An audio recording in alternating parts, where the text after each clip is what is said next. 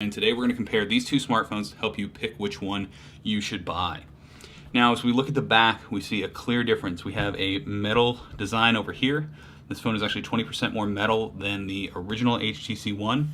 There's still tiny bits of plastic where you see those darker lines there to let the antennas work, but this phone has a nice curved back, fits in your hand very well, and is very, very nicely crafted.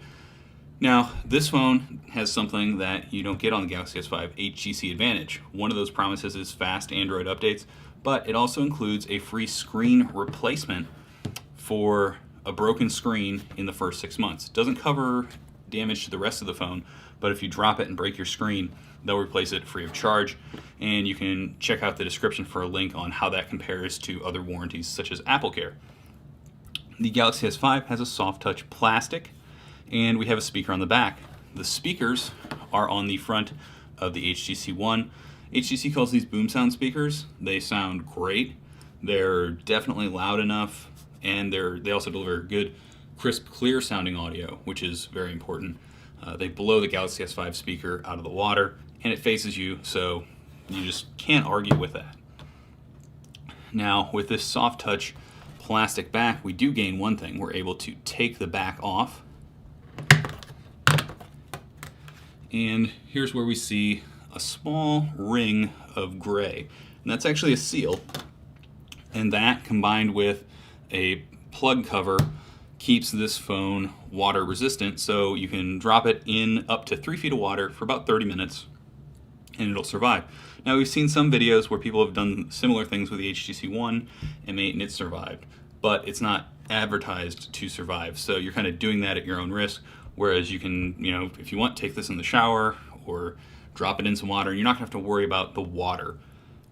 We can remove the battery, which is very nice. Now, we can add a micro SD card here, and we can also add a micro SD card on the side of the HTC One M8. So they're pretty matched in expanding the memory, which is nice. Now, there is a 32 gigabyte internal storage on the HTC One M8 versus 16 on the Galaxy S5 at the same $199 price point. And we're seeing some deals. There's some buy one, get one deals at Verizon, and we're seeing deals already on Amazon and places like that. If you head over to Gotta Be Mobile, you can find some links to different deals to get the best price on both of these. Now, if you look at the cameras, you'll see we have two cameras over here versus one camera.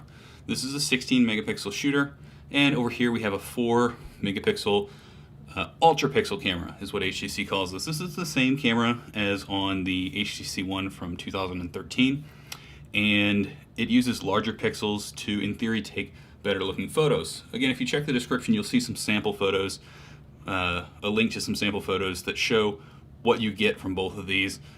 The Galaxy S5 delivers better looking photos for most users, in our opinion. You can see why if you go there. There is a duo camera, so there's a second camera up here, and that allows the camera to take a photo at different focuses. So you can then go in and blur part of your photo for a more strategic or a more artistic look.